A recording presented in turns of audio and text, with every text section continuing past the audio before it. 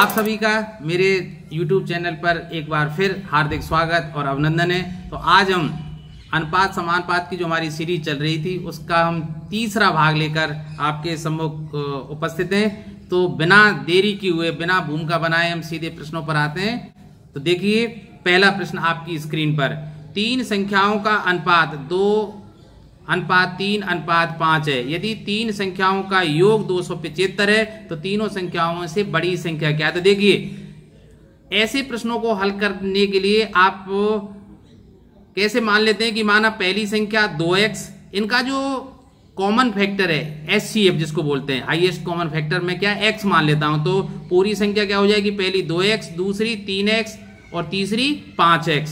तो देखिए अब टोटल ये जो संख्याएं वो कितनी है, 275। अर्थात देखिए अब सीधे सीधे प्रश्न क्या बन जाता है कि 2x plus 3x plus 5x, इसका मान किसके बराबर होने चाहिए, 275, क्योंकि इसमें दिया हुआ है तीनों संख्याओं का योग 275 है। पहली संख्या जब 2x है, दूसरी 3x है, तीसरी 5x है, तो इनका योग तो 275 हो गई।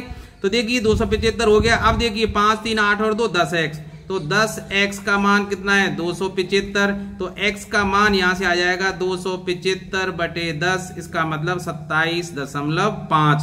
तो जो हमने इसका जो हाईएस्ट कॉमन फैक्टर या HCF माना था वो 275, अर्थात जो ये अनुपात निकाला गया था 2:3:5, वो 27.5 का भाग देकर निकाला था। अब वो पूछ क्या रहा है, सबसे बड़ी संख्या। देखिए इन जो तीन संख्याएं दी गई थी उसमें सबसे छोटी संख्या कौन सी थी, 2x, और सबसे बड़ी संख्या कौन सी थी, 5x। अब वो पूछी एक संख्या रहा है, इसलिए सबसे बड़ी संख्या, तो देखिए सबसे बड़ी संख्या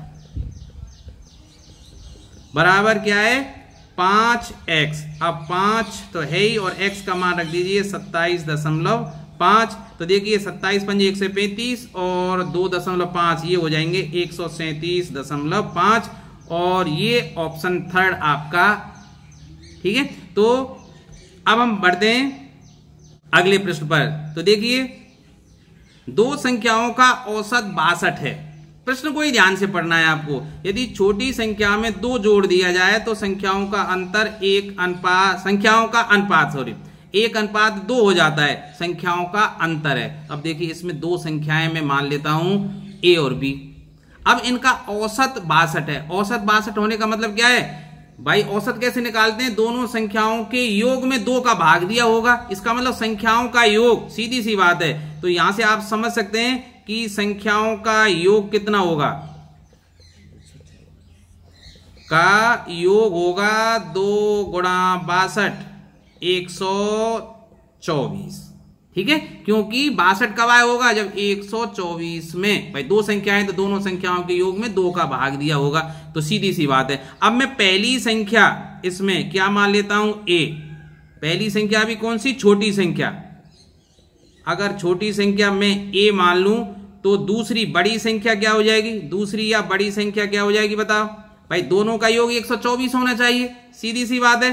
तो 124 माइनस A हो जाएगी, ठीक है। अब देखिए यदि छोटी संख्या में 2 जोड़ दिया जाए, अब प्रश्नानुसार देखिए छोटी संख्या में 2 जोड़िए, इसका मतलब A+2, तो संख्याओं का अनुपात, इसका मतलब दूसरी संख्या में कुछ भी नहीं कर रहे हैं, कुछ भी नहीं कर रहे हैं, तो बटे में एज इट इज लिख दीजिए 124 माइनस A बराबर अनुपात कितना हो जाता है, 1:2 हो जाता है, ठीक है। अब बचगुणा कर दीजिए भाई, बचगुणा करेंगे तो देखिए 2A + 4 बराबर 124 माइनस A।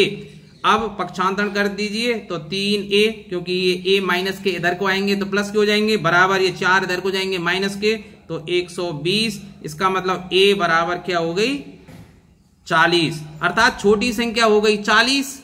तो बड़ी कौन सी हो जाएगी भाई, तो बड़ी संख्या हो जाएगी 124 में से 40 घटा दीजिए, कितनी हो गई, 84। अब वो पूछ क्या रहा है, प्रश्न को देखिए, संख्याओं का अंतर है, संख्याओं का अंतर। बड़ी संख्या कितनी है, 84, छोटी संख्या कितनी है, 40। तो संख्याओं का अंतर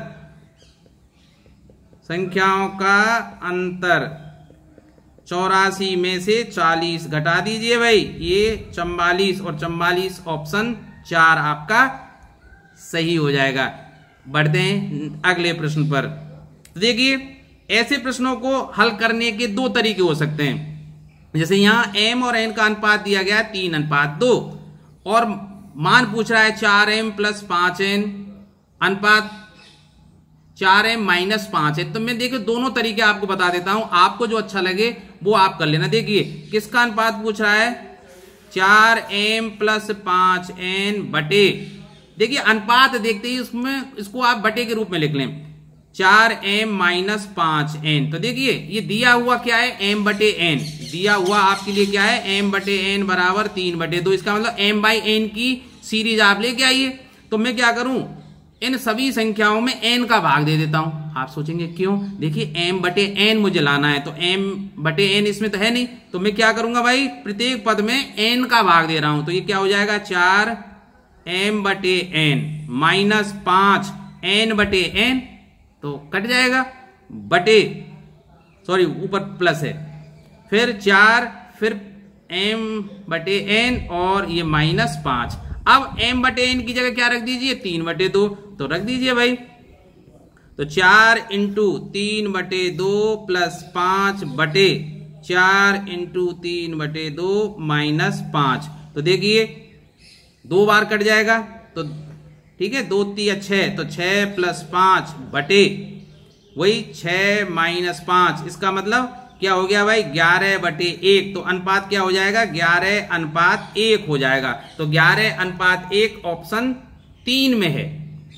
आप एक तरीका तो ये इस तरह से कर दें, दूसरा क्योंकि ये लेंदी पड़ता है थोड़ा सा ना, और संख्याएं बड़ी हो तो समस्या खड़ी कर देता है। तो मैं क्या कर सकता हूं भाई, इसको थोड़ा सा मैं साफ कर लेता हूं इस स्क्रीन को भाई।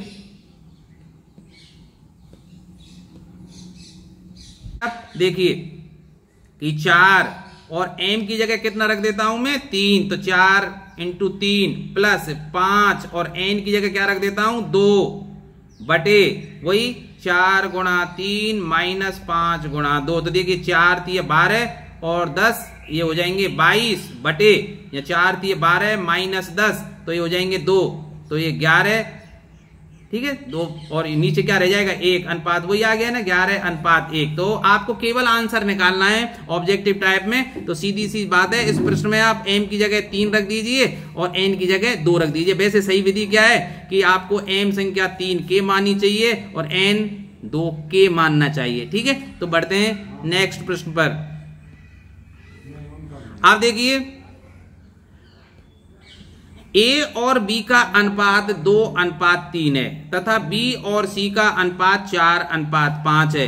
तो a² b² ac, इसका मतलब मुझे a b c तीनों के अनुपात चाहिए। तो देखिए ऐसे प्रश्नों को हल करते समय थोड़ी सी आपको सावधानी रखनी है। आप सीधे सीधे मान नहीं रखेंगे, क्योंकि आप देखिए पहला भाग क्या कह रहा है कि a/b क्या है, 2:3, अर्थात यहाँ b का अनुपात क्या है, 3। लेकिन दूसरे में देखिए b/c और ये कितना है, 4:5। b का अनुपात यहाँ 3 है, यहाँ 4 है।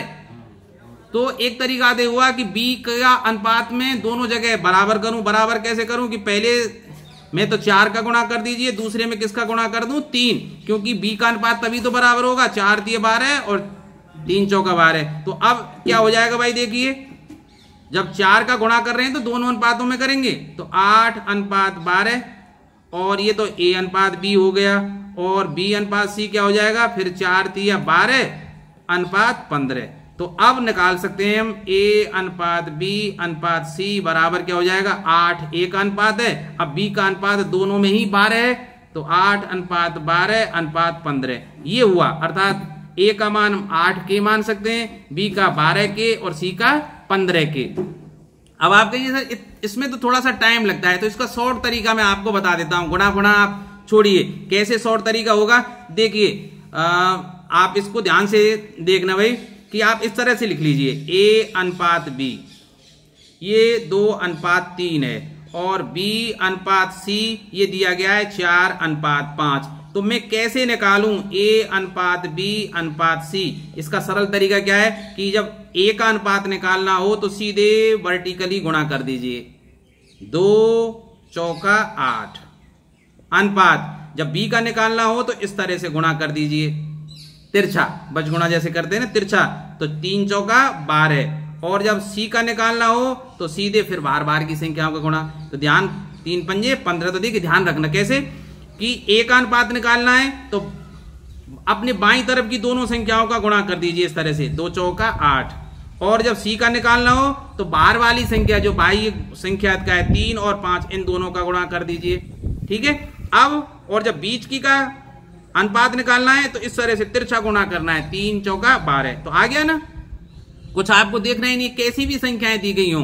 अब देखिए, अब मुझे ज्ञात क्या करना है, ये आंसर नहीं है आपका। आंसर क्या है कि ए स्क्वायर बी स्क्वायर और ए सी का अनुपात पूछ रहा है। तो देखिए अब मुझे अनुपात निकालना है, ए स्क्वायर अनुपात बी स्क्वायर अनुपात ए सी का। तो देखिए ए स्क्वायर का मतलब 8 का वर्ग, ये क्या हो जाएगा 64, अनुपात बी इसका मतलब 12 का वर्ग 144, और ए सी अर्थात 15 अट्ठे 100।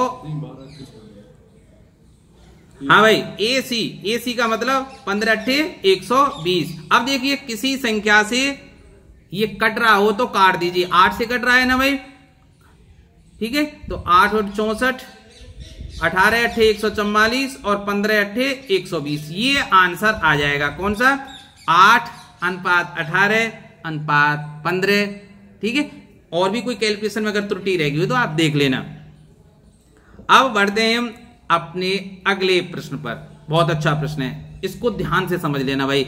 मैंने कई प्रश्न ऐसे रखे हैं क्योंकि ऐसे प्रश्न के आने की संभावना बहुत ज्यादा रहती है और यहां आप लोग गड़बड़ कर जाते हैं। तो देखिए ध्यान से कि a प्लस बी का अनुपात b प्लस सी के साथ है। ठीक है। और फिर अनुपात दिया गया है c प्लस a के साथ, और ये अनुपात कितना दिया गया है 4 अनुपात 7 अनुपात 9। तो मैं क्या करूंगा, अब मुझे क्या करना है कि मैं मान लूंगा भाई a प्लस बी का जो मान है वो 4 के है, b प्लस सी का मान 7 के है, और c प्लस a का मान क्या है 9 के। और फिर मैं इन तीनों को जोड़ दूंगा। अब जोड़ने पर क्या होगा, आप देखिए a रिपीट हो रही है ना, b भी रिपीट हो रही है और c भी रिपीट हो रही है, डबल डबल आ रहे हैं ना। तो जोड़ने पर क्या आएगा भाई, आप जोड़ेंगे तो कैसे आएगा, 2 into A plus B plus सी बराबर, यहां से क्या आ जाएगा भाई 4 के। देखिए यहां से 4 के, यहां से 7 के और यहां से 9 के, 7 के और ये 9 के। अब प्रश्न में देखिए a plus B plus C का मान दिया गया है 30। तो आप क्या करेंगे भाई कि 2 into A plus B plus सी की जगह 30 रखिए, रख दिया, बराबर के वाली संख्याओं को जोड़िए, 9 7 16 और 4 20 के। इसका मतलब 20 के का मान क्या हो गया 60। तो के की वैल्यू में यहां से निकाल सकता हूं 3, निकल गई ना भाई, 60/20 कर देंगे।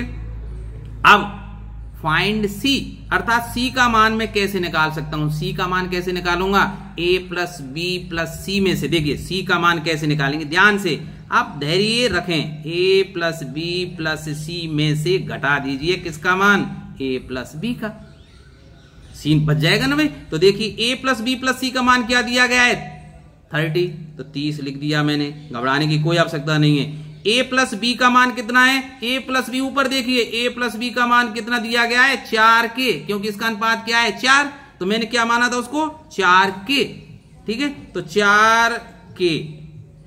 अब के का मान हम ज्ञात कर ही चुके हैं, कितना है भाई 3, तो 4 गुणा 3 तो 30 माइनस 12, इसका मतलब आंसर 18। तो सी का मान क्या आ गया 18।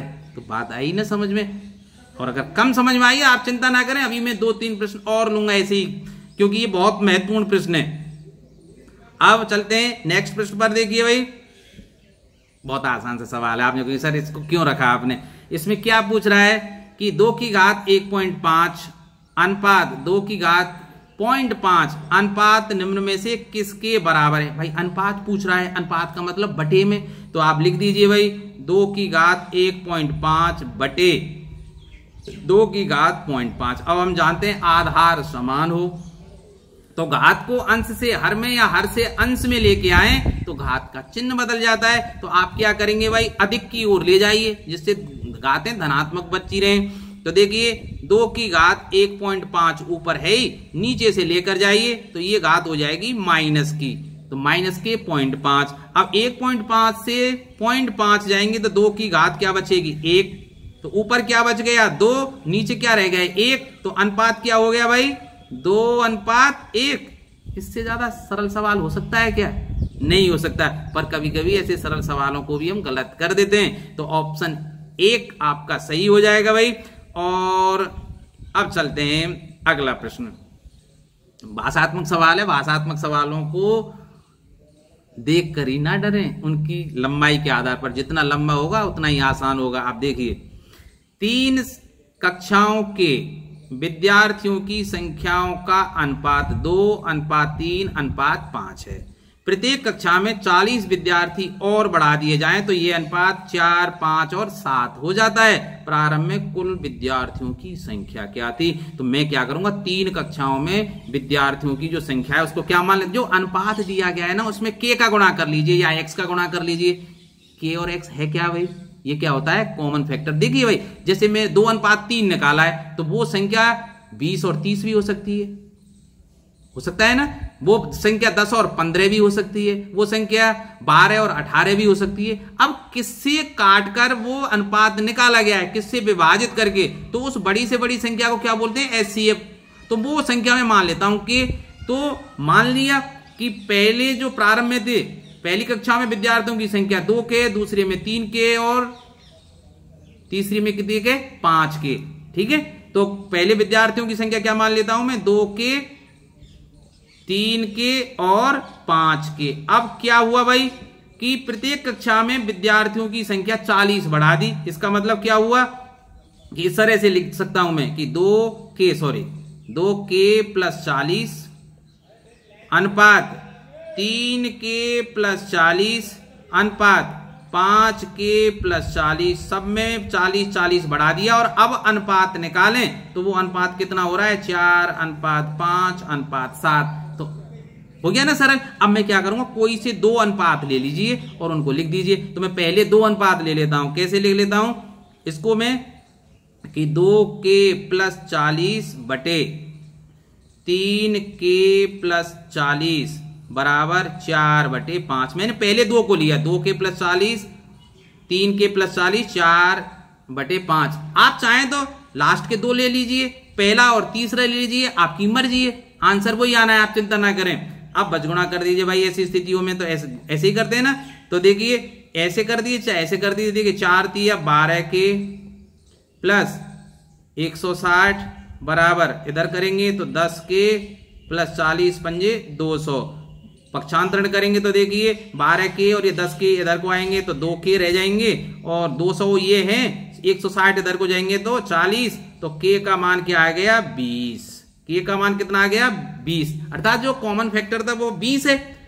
अब पूछ क्या रहा है प्रश्न में कि प्रारंभ में कुल विद्यार्थियों की संख्या थी। प्रारंभ में कुल विद्यार्थियों की संख्या कितनी थी भाई 2K + 3K + 5K। यही तो थे। पहली कक्षा में 2K विद्यार्थी थे, दूसरी में 3K थे, तीसरी में 5K थे। तो कुल विद्यार्थी कितने हुए 5, 3, 8 और 2 10K और K का मान कितना आ गया 20। यहां से लिख दिया भाई। तो ये तो 200 हो गए। तो प्रारंभ में कुल विद्यार्थियों की संख्या कितनी थी भाई 200। और ये ऑप्शन तीसरा आपका सही हो जाएगा। आप ऐसे भी करके देख लीजिए। देखिए K का मान रख लीजिए तो देखिए पहली कक्षा में विद्यार्थी कितने हुए 40, दूसरे में कितने हुए 60 और तीसरे में कितने हुए 100। अब इनका अब देखिए फिर 40 बढ़ा दिए, 40 बढ़ा दिए। इसमें विद्यार्थियों की संख्या हो जाएगी 80, इसमें हो जाएंगी 100 और इसमें 140। इनका अनुपात निकालिए क्या 4:5:7 आता है। तो आप देखिए 0 से तो 0 कटी हुई मान लेंगे, फिर काट दीजिए 2 से 4:5:7। इसका मतलब उत्तर हमारा सही है। ठीक है, तो घबराने की कोई आवश्यकता नहीं ना पड़ी ना, बिल्कुल ठीक। तो चलते हैं नेक्स्ट प्रश्न पर।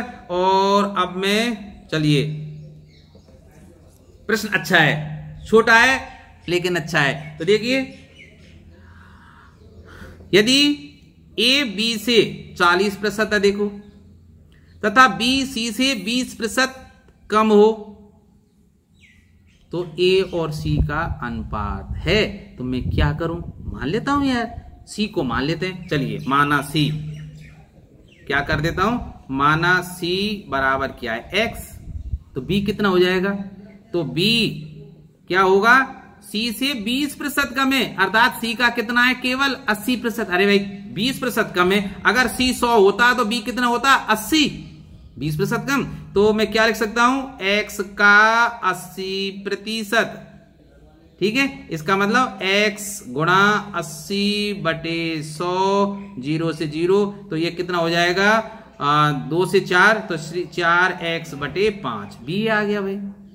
अब ए पर आ जाइए, ए क्या है, बी से 40% अधिक है। अब बी कितना है हमारा, 4x/5 का 40% ज्यादा है तो 140%। बात आई ना समझ में भाई। देखिए बी से 40% अधिक है तो बी कितना है, 4x/5, उससे 140% होगा भाई, होगा कि नहीं होगा, क्योंकि 40% अधिक है। तो देखिए अब निकाल लीजिए इसको, 4x/5 का मतलब गुणा 140/100 कर दीजिए, 0 से 0 कट गया भाई। और तो देखिए ये 2 और कट जाएगा, ये 5, तो ये कितना हो जाएगा, 28x/25, ठीक है भाई। अब पूछ क्या रहा है, तो A अनुपात C, तो देखिए A अनुपात C, तो A को ऊपर लिखिए 28x/25 और अनुपात का मतलब बटे C का मान क्या है, x, ठीक है। तो x से x कट गया भाई, क्या रह गया, 28:25, और 28:25 ऑप्शन डी में है। बात आई ना समझ में। चलिए नेक्स्ट प्रश्न पर चलते हैं भाई। देखिए find the sub duplicate ratio. सब डुप्लीकेट का मतलब होता है वर्गमूलानुपात, आपको पता है ना। देखिए यहां आप कंफ्यूज नहीं होने की, वर्गमूल अनुपात और एक वर्गानुपात। जैसे मैं 2 संख्याएं बता देता हूं, जैसे a अनुपात b है, इसका वर्गानुपात तो क्या होगा भाई, मतलब दोनों पदों का, ये पूर्व पद कहलाता है, ये अंतिम पद या परपद कहलाता है, ठीक है। इन दोनों का वर्ग कर दीजिए, अर्थात a² अनुपात b²। अब अगर कोई कहे कि a अनुपात b का सब डुप्लीकेट अर्थात वर्ग मूलानुपात क्या होगा, वो क्या होगा भाई, √a अनुपात √b, अर्थात दोनों जो पद दिए गए हैं उनका अलग अलग वर्गमूल निकालिए और फिर अनुपात लिखिए उनका। तो देखिए अब सुनिए क्या दिया गया है, संख्याएं दी गई हैं ये संख्या दी गई 1/49 और अनुपात 1/81 का वर्गमूलानुपात कैसे निकालेंगे भाई, वर्गमूलानुपात कैसे निकालेंगे। तो सबसे पहले इसको सरल अनुपात में व्यक्त कर लीजिए। सरल अनुपात में व्यक्त करने का तरीका जैसे क्या होता है भाई कि लघुत्तम का प्रत्येक पद में गुणा कर दीजिए। अब 49 और 81 का लघुत्तम मत निकालिए आप, ऐसा करिए 49 गुणा 81 होगा, तो इसमें 49 गुणा 81 का गुणा करेंगे तो 49 से 49 कट जाएगा, तो ये अनुपात क्या हो जाएगा, 81:49। देखिए ऐसे याद कर लीजिए आप। कैसे याद करेंगे कि संख्याएं दी गई हैं 1/a और 1/b, ठीक है। तो इनको सरल अनुपात में कैसे व्यक्त करते हैं, a b लघुत्तम निकाल देते हैं, a का भाग देंगे तो b यहाँ आ जाएगा और a यहाँ, अर्थात जो बटे की संख्या है ना वो आपस में स्थान चेंज कर लेती हैं। देखिए 81 इधर है, 49 इधर है, तो 81 इधर को आ जाएगा, 49 इधर को आ जाएगा। जैसे आ गया ना b अनुपात a, तो b इधर को था, a इधर को था। अब जब लिखा मैंने तो b अनुपात a, उसके पश्चात लघुत्तम का कोई काम नहीं रहता है। तो सीधी सी बात है 81:49 का वर्गमूलानुपात निकालना है आपको। थोड़ा सा सावधानी रखनी, बहुत सरल सी बात है, गलती यही कर जाते हैं। तो क्या होगा, 81 का अंडर रूट अनुपात 49 का अंडर रूट, आप जानते हैं 81 का वर्गमूल 9 और इसका क्या हो जाएगा 7, तो 9:7, ठीक है। और 9:7 ऑप्शन बी में है, तो B is the correct answer. अब हम बढ़ते हैं अगले प्रश्न पर।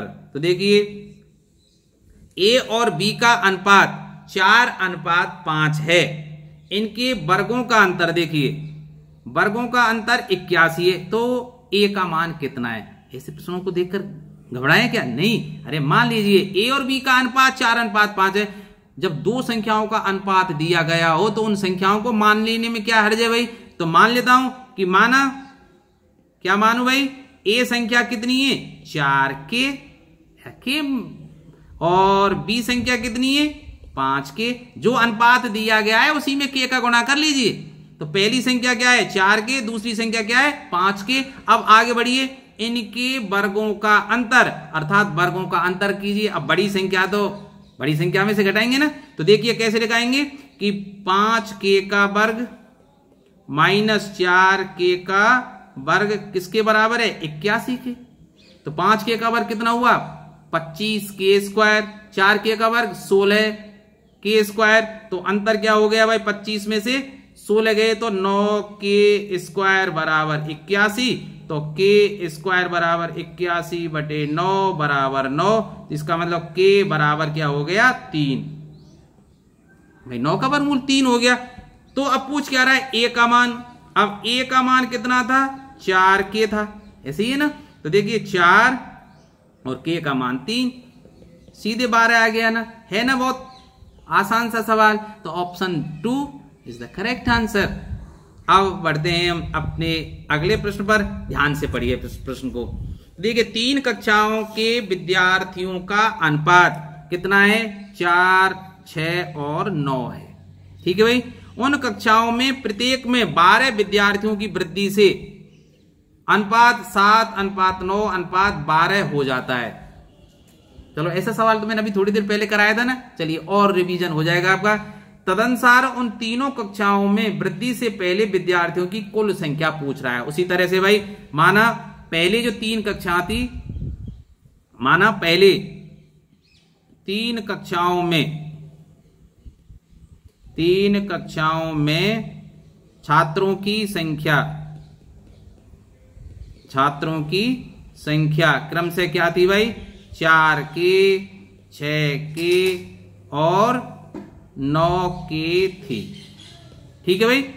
अब 12 की वृद्धि से, अब देखिए 12 की वृद्धि से क्या होगा कि 4 के प्लस 12, प्रत्येक कक्षा में 12 छात्र बढ़े हैं। फिर दूसरी कक्षा में विद्यार्थियों की संख्या हो जाएगी 6 के प्लस 12 और तीसरी में हो जाएगी 9 के प्लस 12। तो अभी जो ये अनुपात हुआ है वो कितना हो गया है बढ़कर 7:9:12 हो गया। ठीक है भाई। अब मैंने बताया था ना किन्हीं 2 संख्याओं को लेकर, किन्हीं 2 अनुपाती संख्याओं को लेकर आप आसानी से मान निकाल सकते हैं के का मान। तो देखिए मैं पहली 2 संख्याओं को ले लेता हूं। तो पहली 2 संख्याओं को लेने पर क्या हो जाएगा कि 4 के प्लस 12 बटे 6 के प्लस 12 बराबर 7/9। भाई देखिए इसका मान तो कितना है 7, 6 के प्लस 12 का अनुपात कितना है 9। इन दोनों को मैं ले लिया, बच गुणा कर दीजिए भाई। तो देखिए 7 छिक्की 42 के प्लस 12 सत्ते 84 बराबर 9 चौका 36 के प्लस 12 नम्मा 108। तो देखिए 36 के इधर आएंगे तो 6 के बच जाएंगे बराबर 108 में से 84 इधर को जाएंगे तो घटेंगे, तो ये हो जाएंगे 24। इसका मतलब के का मान क्या हो गया 4, 24/6। तो के का मान कितना है इतना आ गया। तो अब पूछ क्या रहा है वृद्धि से पहले विद्यार्थियों की कुल संख्या पूछ रहा था। पहले कुल विद्यार्थियों की संख्या कितनी थी भाई, कुल विद्यार्थी पूर्व में कुल विद्यार्थी कितने थे 4 के प्लस 6 के प्लस 9 के। तो कितने हो गए भाई 4 और 6 10 और 9 19। तो 19 के विद्यार्थी थे। तो 19 गुणा के का मान 4, 19 चौका 76। तो ऑप्शन 2 तो ठीक है इज द करेक्ट आंसर। बढ़ते हैं अगले प्रश्न पर। चलिए नेक्स्ट प्रश्न भाई। छात्रों की 2 कक्षाएं ए तथा बी मिलाने पर जिनके औसत अंक क्रम से 25 और 40 हैं, समग्र मिलकर 30 हो गया। कक्षाओं ए तथा बी में छात्रों का अनुपात है। देखिए प्रश्न को ध्यान से पढ़िए। 2 कक्षाएं हमारे पास ए और बी, और जिनके औसत क्या है 25 और 40 हैं। अंकों के औसत अंक हैं भाई। देखिए तो मैं क्या मान लेता हूं, देखिए इसमें ध्यान थोड़ा सा गड़बड़ है। क्या गड़बड़ है कि मान लेता हूं, माना कक्षा ए में छात्रों की कुल संख्या वो क्या मान लेता हूं मैं x, तथा कक्षा B में छात्रों की कुल संख्या क्या मान लेता हूं y। तो x और y का है, A और B में छात्रों की कुल संख्या। अब सोचिए औसत अंक एक कक्षा में कितने हैं? 25। इसका मतलब A कक्षा में कुल छात्र थे x, अब x का किसी संख्या में भाग दिया गया होगा तब जाके औसत 25 आया। इसका मतलब कक्षा A के छात्रों के कुल प्राप्तांक कितने हुए बताइए। तो देखिए कैसे निकाल सकते हैं इस प्रश्न को, ध्यान से देखिए। अब मैं कुल प्राप्तांक पूछ रहा हूं सबके, देखिए कुल प्राप्तांकों के हिसाब से करेंगे भाई। अब यहां आ जाइए, कुल प्राप्तांक हमेशा औसत के जो सवाल हैं कुल प्राप्तांकों के या कुल संख्याओं के आधार पर ही सॉल्व किए जाते हैं। तो देखिए कुल प्राप्तांक कक्षा 1 के कुल प्राप्तांक कितने हो जाएंगे? 25x।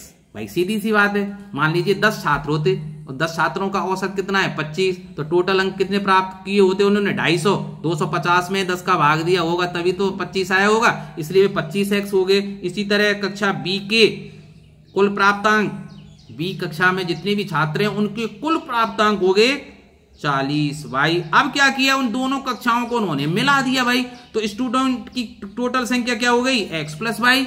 लेकिन औसत कितना है? 30। तो कुल प्राप्तांक क्या हो जाएंगे? गुणा 30 कर दीजिए। बात आई ना समझ में? आप सरल कर दीजिए तो बस इसको।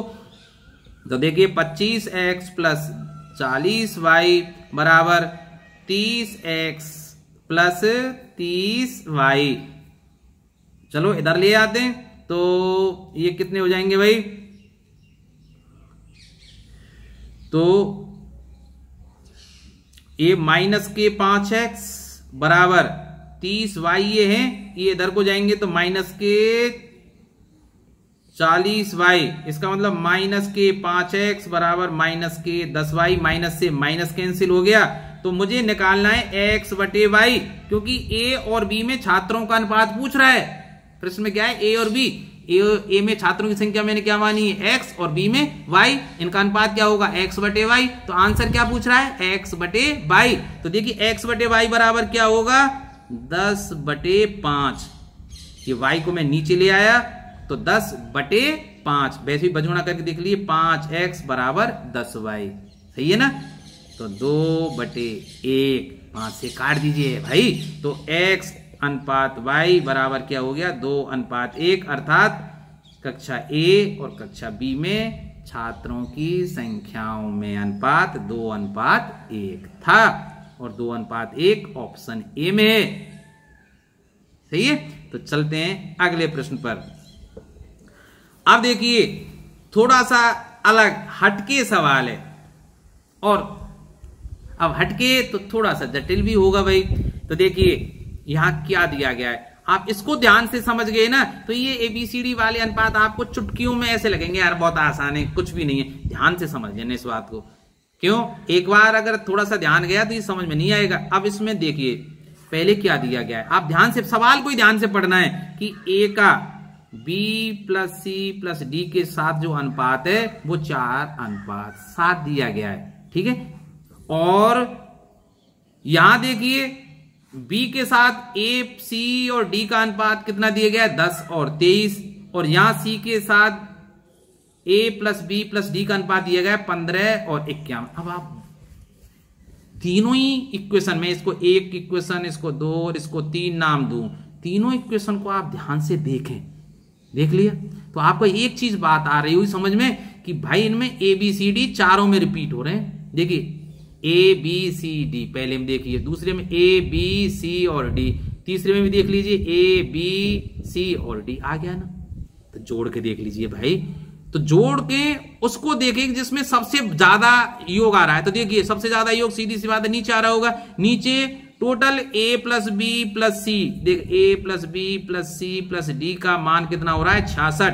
तो इसका मतलब समान अनुपात तभी होगा। आप एक ट्रिक बता रहा हूं इसको, तो सब में 66 कर दीजिए, इस योग को सब में 66 कर दीजिए भाई। अब 66 कैसे करें? दूसरे में देखना योग कितना है? 23 और 10 33 है। तो 2 का गुणा कर दें भाई। किसका गुणा कर दें? हो जाएगा ना 66। और पहले में देखिए 7 4 11, 11 का 66 कैसे कर सकता हूं, इसमें गुणा कितने का कर दूं मैं, 6 का। तो जो नया अनुपात अब जो आ जाएगा वो कितना हो जाएगा, देखिए मैं इसको चलो स्याही को चेंज कर देता हूं। तो देखिए पहले में A अनुपात B plus C plus D बराबर क्या हो जाएगा, 6 का गुणा करने पर 24 अनुपात 42 हो जाएगा ना। दूसरे में देखिए B अनुपात A plus C plus D, अब चूंकि इसमें 2 का गुणा करना है तो देखिए 10 दूनी 20 और 23 दूनी 46, तो 20 अनुपात 46 हो जाएगा।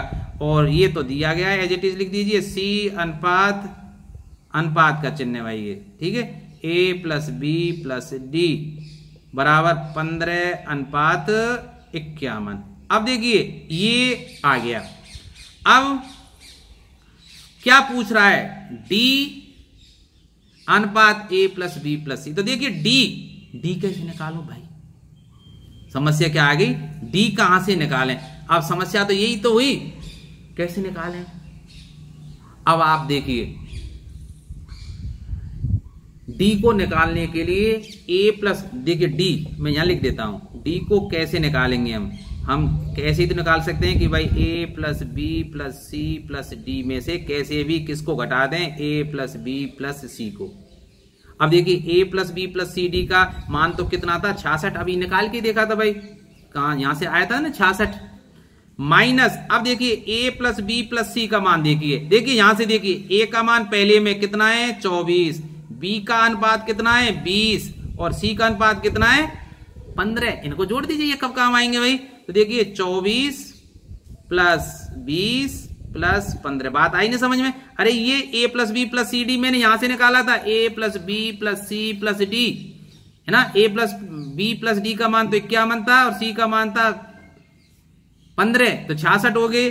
A plus B plus C D का मान, ठीक है, ये तो 66 हो गए। अब A plus B plus C का मान कहां से निकालें, देखिए यहां से A का अनुपात, B का अनुपात और C का अनुपात। A का अनुपात कितना है 24, यहां देखिए स्क्रीन पर, और B का अनुपात 20 और C का अनुपात कितना है 15। इनको जोड़ दीजिए, मैंने के जानबूझ के नहीं लिखे क्योंकि हम, हाँ अगर आप कक्षा में जो रिटन होता है ना उसमें तो करने के लिए आपको के करना पड़ता है ना। A अनुपात B प्लस C जो मतलब इस तरह से A बटे B plus C plus D बराबर 24 के बटे 42 के, इस तरह से लिखना पड़ता, मैंने सीधे सीधे लिख दिया है। तो देखिए 66 माइनस ये कितने हो गए भाई, तो देखिए ये हो जाएंगे 24 और 15 39, ये 59, तो ये हो जाएंगे 7।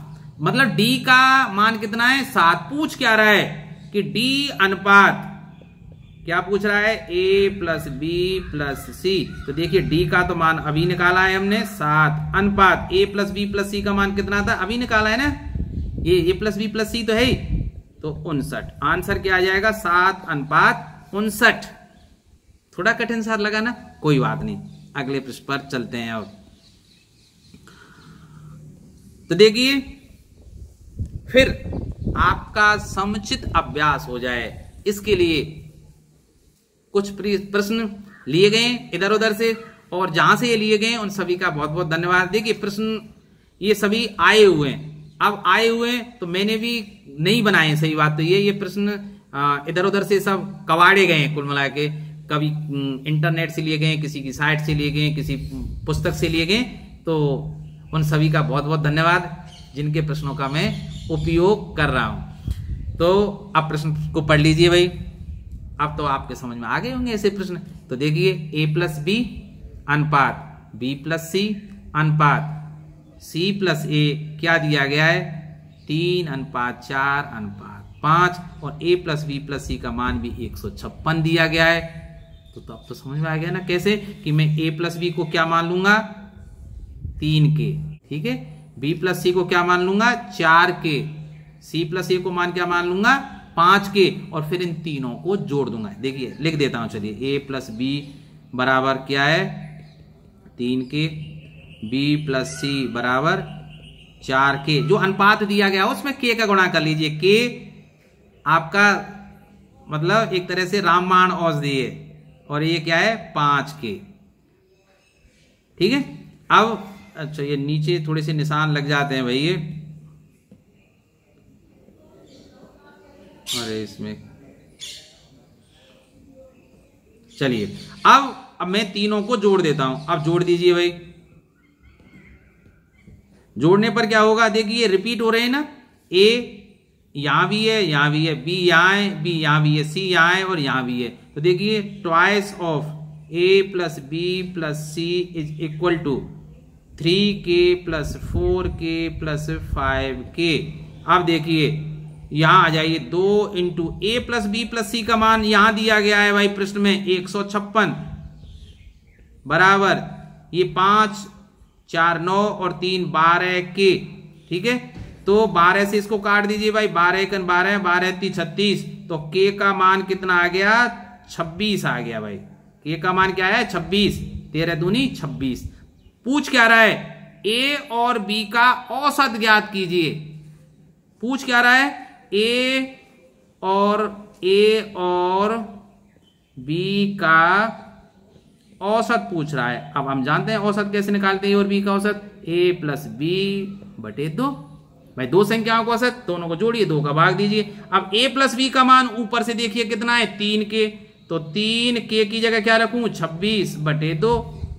तो ये 2 कट गया, 26 या 78, 78 में 2 का भाग देंगे 39। तो 39 इज द करेक्ट आंसर, जो ऑप्शन डी में है। ठीक है, आ गया ना समझ में। तो चलिए इसी बात पर बढ़ते हैं हम अगले प्रश्न की ओर।